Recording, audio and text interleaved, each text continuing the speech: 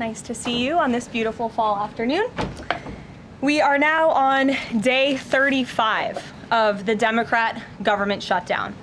The Democrats' obstructionism will break the record for the longest government shutdown in American history tonight. The Democrats are intentionally hurting American families, workers, and businesses with this shutdown to fight for free health care for illegal aliens and to appease their radical left-wing base. And it's a total disgrace.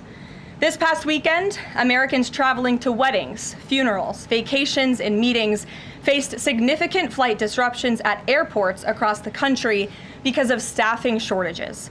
On Sunday alone, more than 5,000 flights traveling to and from U.S. airports were delayed.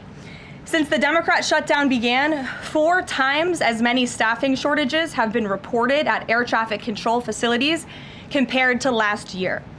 TSA checkpoint wait times ballooned past 3 hours at Houston's George Bush Intercontinental Airport, with some passengers enduring up to 5 hours in line. At nearby William P. Hobby Airport in Texas, security wait times are routinely exceeding 1 hour. More than 13,000 air traffic controllers are continuing to work without pay. Because of the Democrats, these men and women who keep our airspace safe and moving will miss a second paycheck in a row this Friday if Democrats refuse to open the government. Let me be clear to our incredible air traffic controllers across the country. President Trump and Republicans want you to get your paychecks. They want you to be paid. Please call on your Democrat senators and tell them to side with President Trump and Republicans to vote to reopen the government. Our nation's 4 largest airlines, United, Delta, American, and Southwest, have now all endorsed the Republican, nonpartisan, clean funding bill to end the government shutdown. Major unions, collectively representing tens of thousands of pilots, have also joined the airlines in calling on Democrats to pass the clean, nonpartisan CR. The travel industry is also imploring Democrats to end the shutdown and reopen the government. Nearly 500 companies and groups in the travel business, including casinos, hotels, and convention bureaus, signed a public letter warning that America's travel economy has already lost $4 billion due to this Democrat shutdown, and they have called for the Republican CR to be passed, saying Americans expect and deserve a fully functioning federal government during the peak holiday travel season. Never before have we seen private industry and union leadership so unified on the same issue, rallying behind Republicans in such a vocal way. The Democrats have completely lost the plot. They are endangering the safety, prosperity, and livelihoods of millions of Americans. It's well past time Democrats do what they did 13 times under Joe Biden and pass the clean funding bill extension. All we need are 5 Democrat senators to put country over party and vote to end this reckless shutdown. In other news, tomorrow will mark the 1-year anniversary of President Trump's historic election victory, where he won nearly 80 million votes, the popular vote, in all 7 swing states. This was the ultimate poll on November 5th.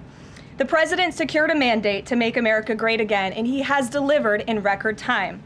Never before have we had a president who has kept their promises like President Trump has. I'd like to go over a few of those with you.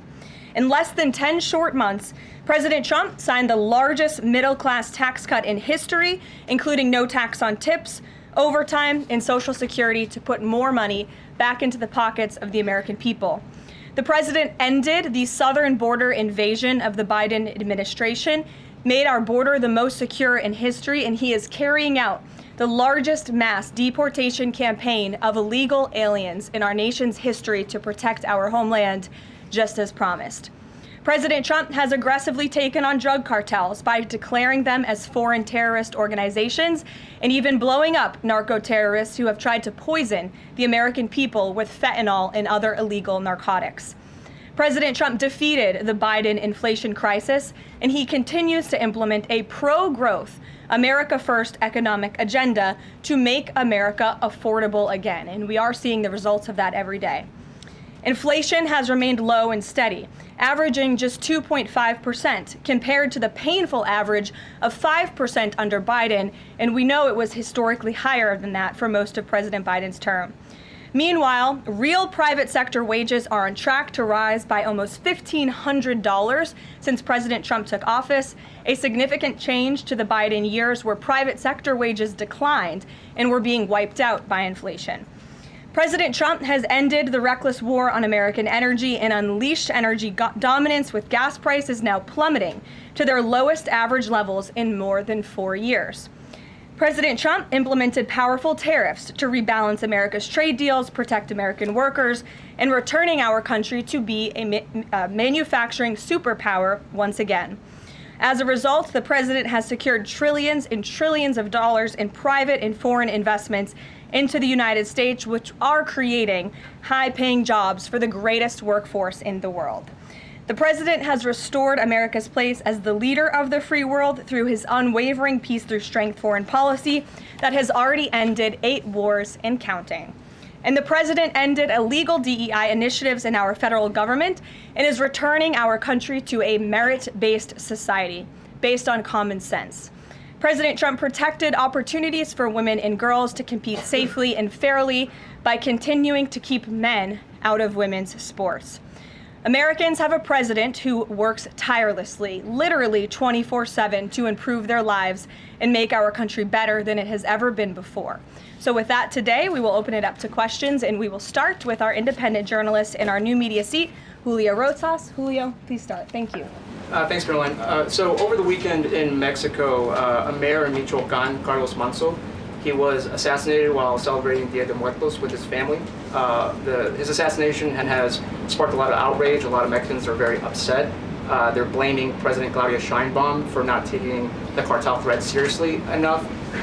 Yesterday, she said that, once again, she's not going to allow any foreign military intervention to take on the cartels on Mexican soil, and that Mexico is not going to pursue a drug war similar to what they've done in the past. So my question is President Trump satisfied with Claudia Sheinbaum's approach to cartels? And if not, has Manso's assassination kind of opened up some new options for the United States to pursue reporting cartels?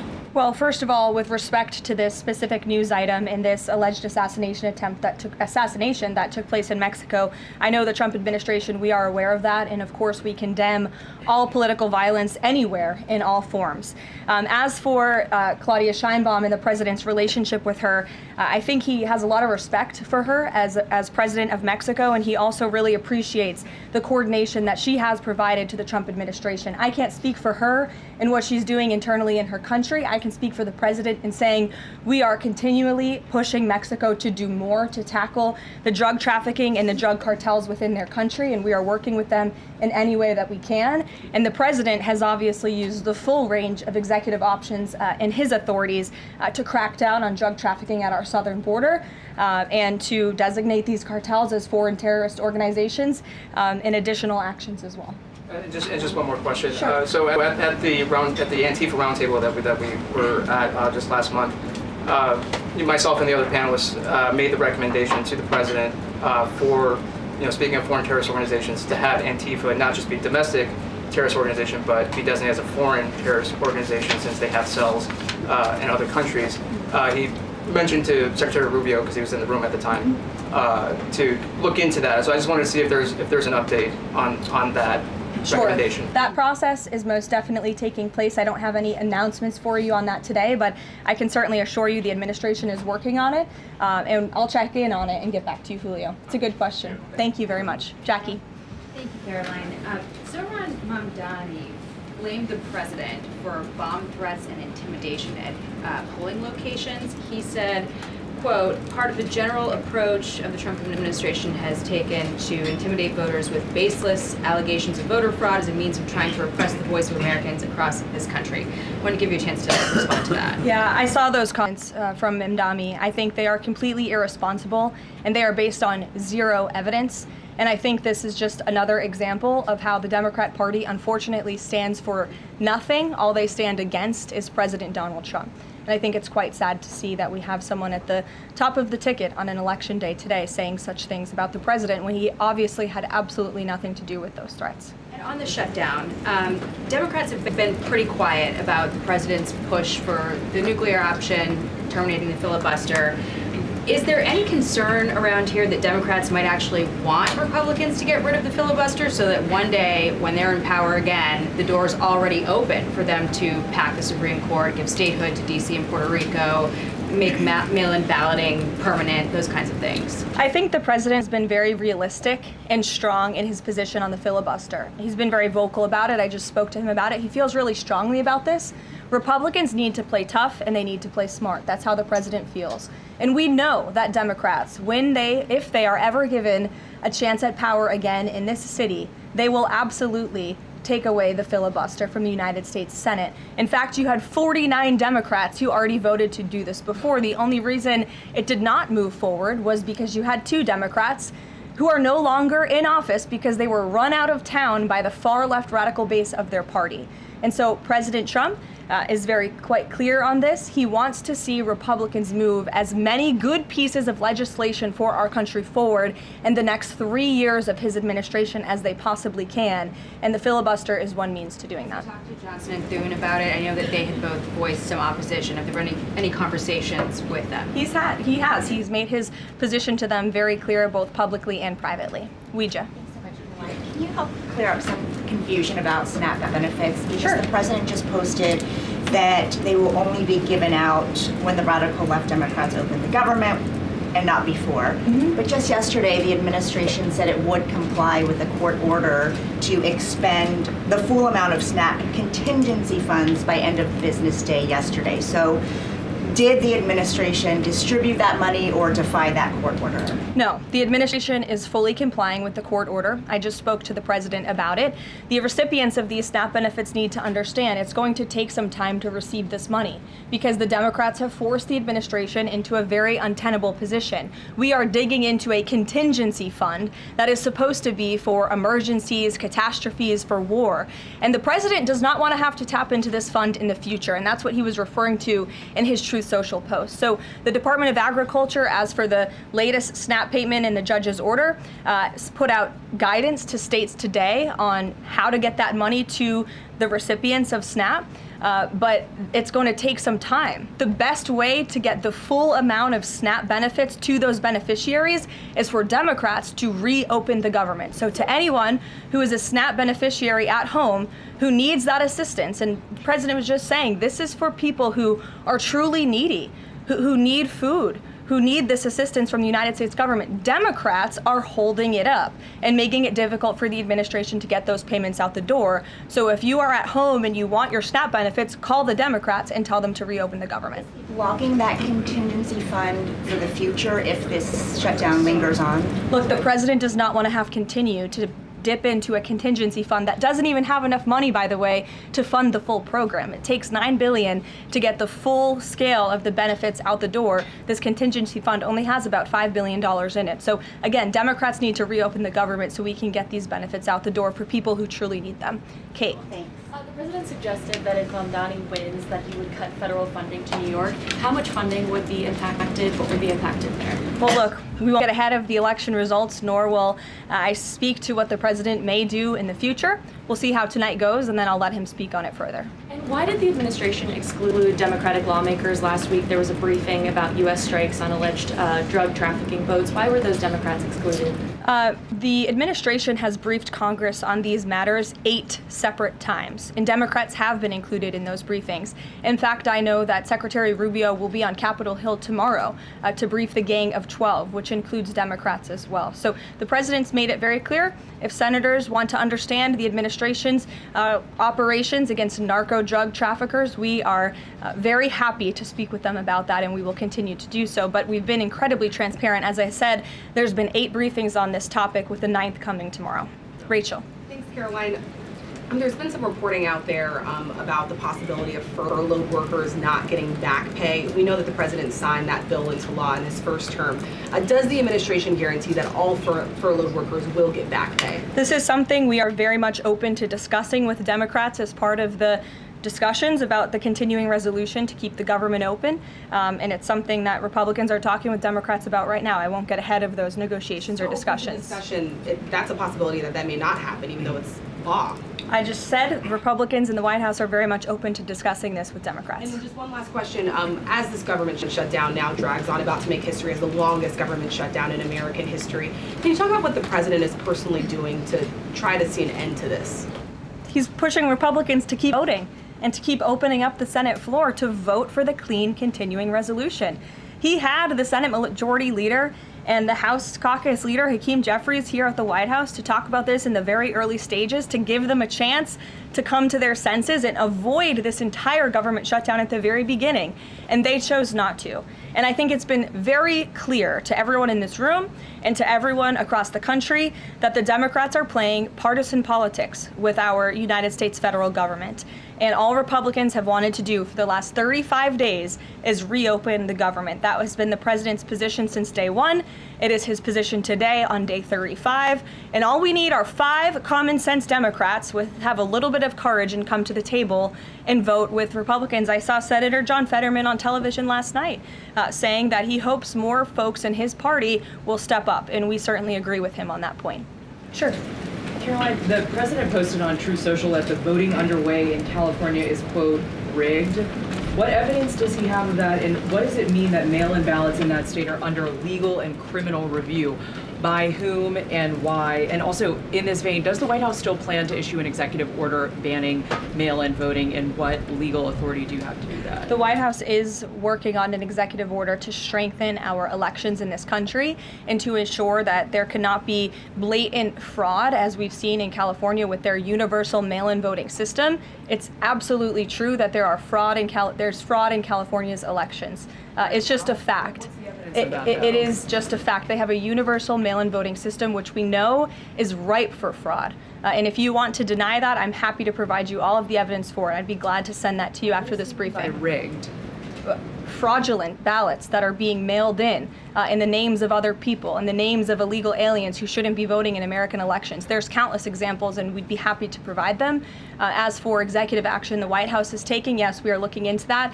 And like any executive order, of course, any executive order the president signs is within his full executive authority and within the confines of the law. Stephen. Thank you, Caroline. I've got 2 questions I'd like to ask you about New York, but first I'd like to ask you about breaking news from the Attorney General. She revealed just about an hour ago that the Biden Justice Department seized President Trump's official first-term phone and subpoenaed his private phone records. Do you have a reaction to that? And also, do we know if they actually got those private call records? I saw the Attorney General's post on that. For additional questions, I would refer you to the Department of Justice, but I think this is just further evidence of the egregious overreach and weaponization of government that took place under the previous White House against then former President and now President Donald J. Trump. It was a clear effort by the Biden White House and the Biden DOJ to go after the president, and this is just further evidence of that. On New York, we've seen the president's messages that he's put out, but could you describe how he's feeling as a New Yorker watching this election? Well, the president is a New Yorker and he loves New York. It is his home. He talks about that all of the time, and he's made his thoughts on this election quite clear, I think, himself. In the back, yes, go ahead. Thank you. Over the weekend, there were reports. I was going to you in the green, but go ahead and then you can have your question. Thank you. Over the weekend, there were reports that President Trump was due to host President of Syria, Ahmed al-Sharia, on Monday. Do you have any preview for that meeting?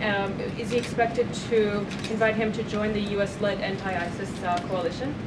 I can confirm that that meeting will be taking place here at the White House on Monday, and this is part of the president's efforts in diplomacy to meet with anyone around the world in the pursuit of peace. And as you know, when the president was in the Middle East, he made the historic decision to lift sanctions on Syria to give them a real chance at peace. And I think the administration, we've seen good progress on that front under their new leadership. And so he will be here at the White House on Monday, and I'll let the president speak further on it on Monday. Yes, go ahead. Thank you, Karoline. I was just curious, you had mentioned there that President Trump, as we know, has been speaking with Republican leaders in Congress about reopening the government. Is he involved in any other negotiations, and is he prepared to sign something if a deal does come out by the end of this week? On top of that, with SNAP benefits, does he have any authorities or considering any authority there to release more funds to help people who are desperately needing these benefits? So look, I've already answered the question on SNAP. We're complying with the court's order and we're getting that partial payment out the door as much as we can and as quickly as we can, but it's going to take some time because again, this is a prorated payment that we're tapping into a contingency fund for. The best way to get those payments out the door is for Democrats to reopen the government. But yes, the president is in constant communication with his friends on Capitol Hill. They know, they call, he answers, he picks up the phone. He's a very transparent president in that way. And as soon as the Democrats pass the clean continuing resolution, President Trump will be here to sign it.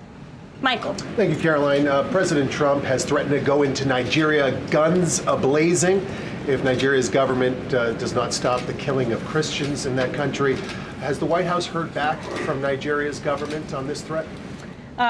As the president stated, Michael, if the Nigerian government continues to allow the killing of Christians, the United States will immediately stop all aid and assistance to Nigeria and may take action to wipe out the Islamic terrorists who are committing these horrible atrocities, especially against innocent women and children. I don't have any further announcements on that for you today, but I can assure you the President of the United States is watching this situation unfold very closely, as is our Secretary of State, Marco Rubio. Question, Caroline. President Trump has endorsed Andrew Cuomo in New York City's mayoral race. He has not by name endorsed Winsome Sears in Virginia's gubernatorial race. Why is that? Look, as you know from this podium, I'm quite limited in what I can say with regards to ongoing political elections. I think the president has spoken for himself and what he wants to see take place in these elections today. Leavitt. Thank you. I would like to ask you about India-US relationship. What is President's thoughts on the future of India-US relationship? I'm sorry, Leavitt, can you repeat that? What is President's thoughts on future of India-US relationship? I think he feels very positive and strongly about it. As you know, he recently, a few weeks back, spoke to Prime Minister directly when he celebrated in the Oval Office Diwali with many high-ranking Indian American officials here at the White House. We have a great U.S. ambassador to India in Mr. Sergio Gore, who will represent our country very well. And the president and his trade team continue to be in very serious discussions with India with respect to that topic. So I know the president has great respect for Prime Minister Modi, and they speak pretty frequently. Thank you. Hi, yes. The air traffic controller crisis ongoing. Secretary Duffy said he will now start to cancel and ground flights next week to maintain safety.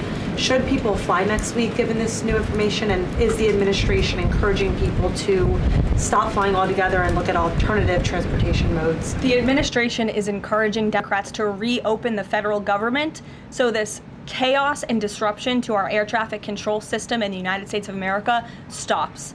It is ridiculous that we have even gotten to this place and that the Democrats have continued to shut down the government with 35 days, our air traffic controllers continuing to work unpaid, every single major airline in our country coming out and begging the Democrats to please reopen the government. And you had a Democrat staffer who was quoted, I believe in Politico a few weeks back, saying, short of planes falling out of the sky, we are not going to reopen the government. That is a reckless and dangerous statement from someone who didn't want to put their name on that statement, but we know it came from the Democrat Party.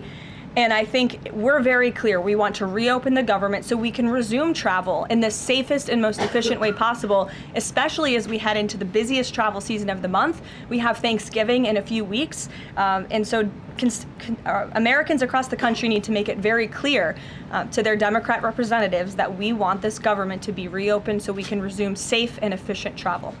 Fran.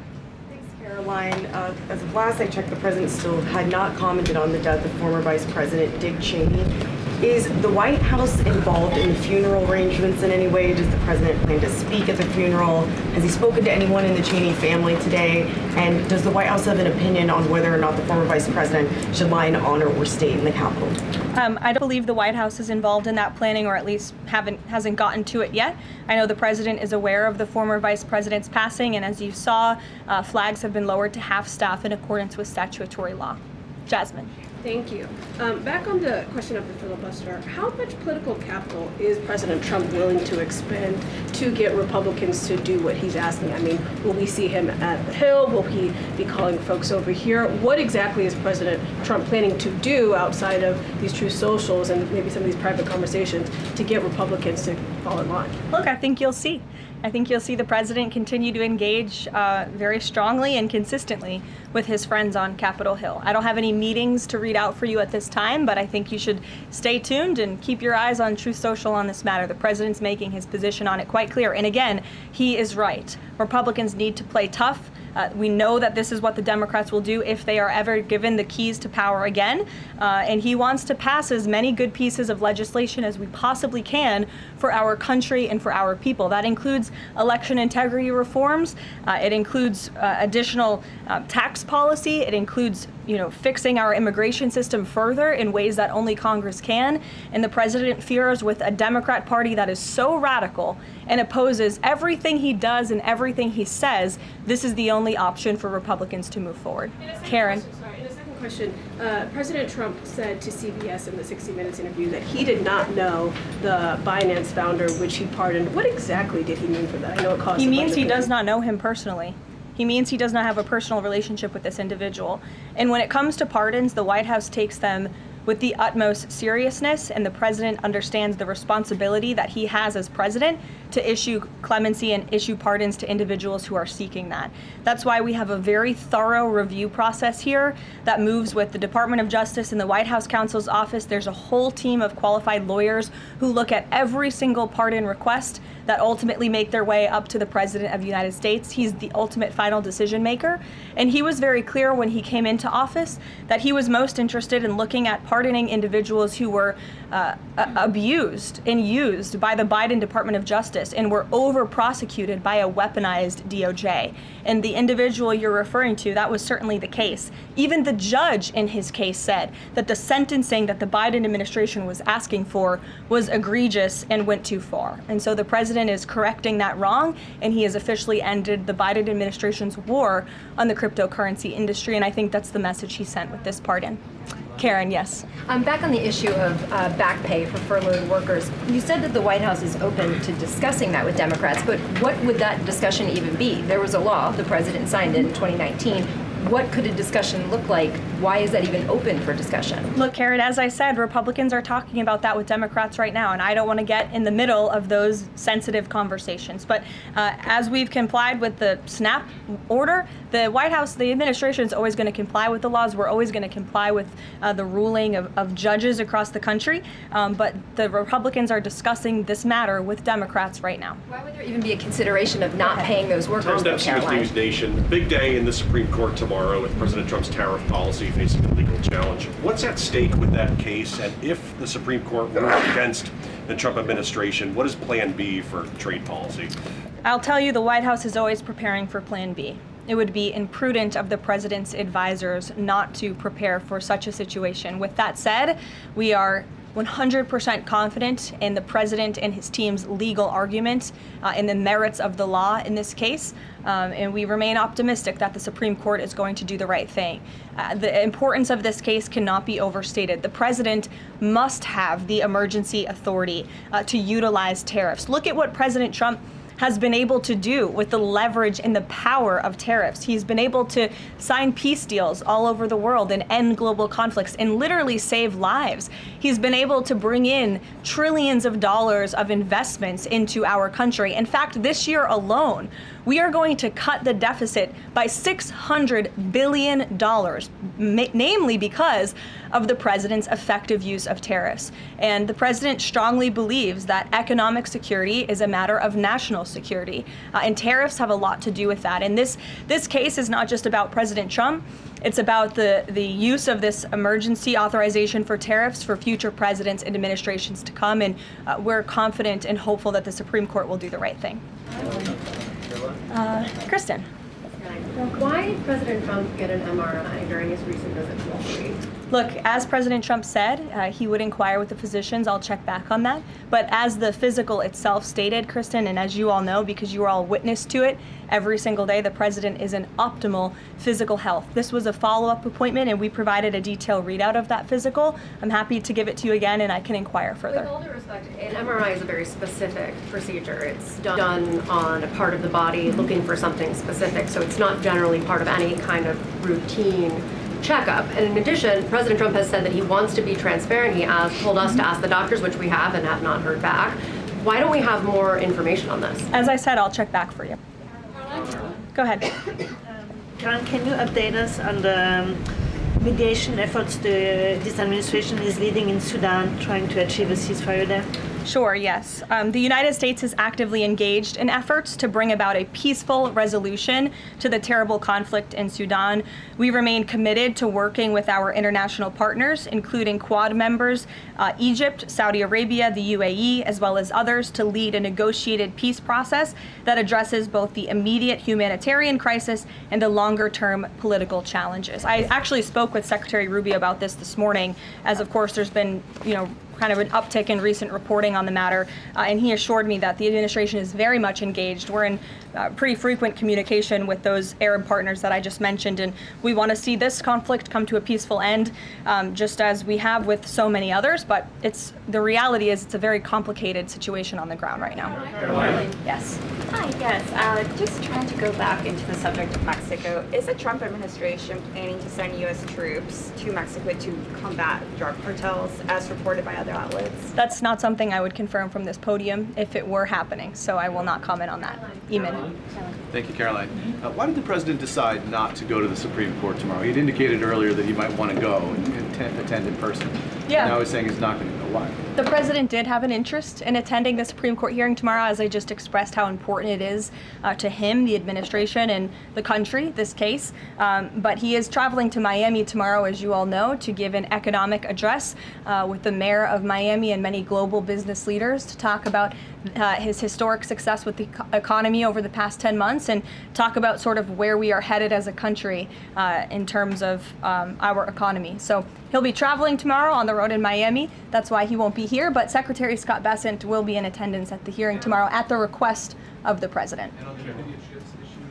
He has said that he doesn't want to export the high-end NVIDIA chips to China, but the Wall Street Journal reported yesterday that there was some question about whether the president would raise this as a possible concession with the Chinese side during his meeting with Xi Jinping. So does the White House consider NVIDIA chip exports to China to be a closed issue right now, or is this an ongoing negotiation between the United States, China, and NVIDIA at this point? The president has made his position on this very clear, both to the Chinese and also to all of you. He's answered this question directly. As for the most advanced chips, the Blackwell chip, that's not something we're interested in selling to China at this time. Annie.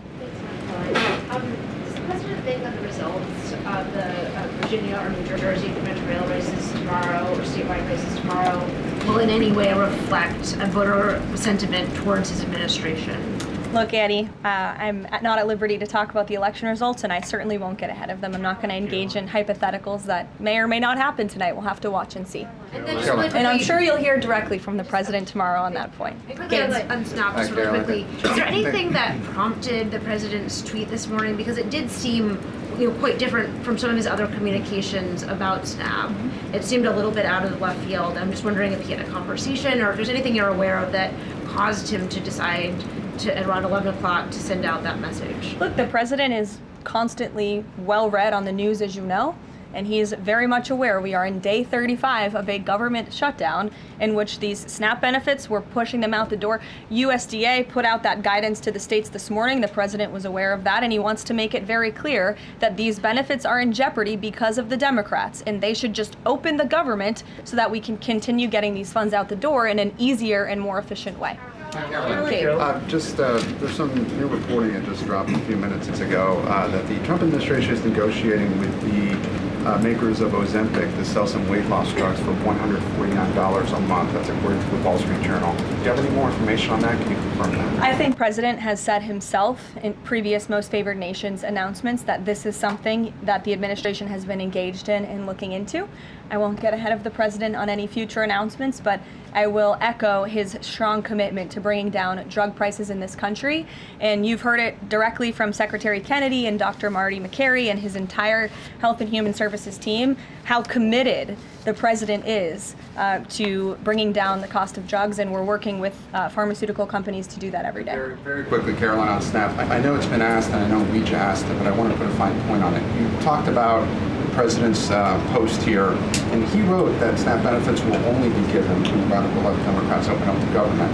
I understand your previous answers, but as written, how would that not violate a court order as it's written? I've now answered the question several times, Gabe. We are complying with the court's order. We are getting the payments out the door as quickly as we can. USDA sent the guidance to the state. The president is referring to future SNAP payments. He does not want to have to keep tapping in to an emergency fund and depleting it. In the case of a catastrophe in this country, he wants to have those funds preserved, as they should be. And he's made it very clear Democrats should reopen the government. I have one final positive note for all of you. I told you I would keep you posted when the White House would resume public tours. Well, I'm pleased to announce the Office of the First Lady has reopened the doors for public tours on Tuesday, December 2nd. There will be an updated route, of course, for guests in light of the ballroom construction that's taking place, but we very much look forward to celebrating the holiday season. And the public and members of Congress and anyone who wants to come visit the First Lady's beautiful decorations is welcome to go to whitehouse.gov/visit to sign up for a tour. Thanks, guys. We'll see you tomorrow.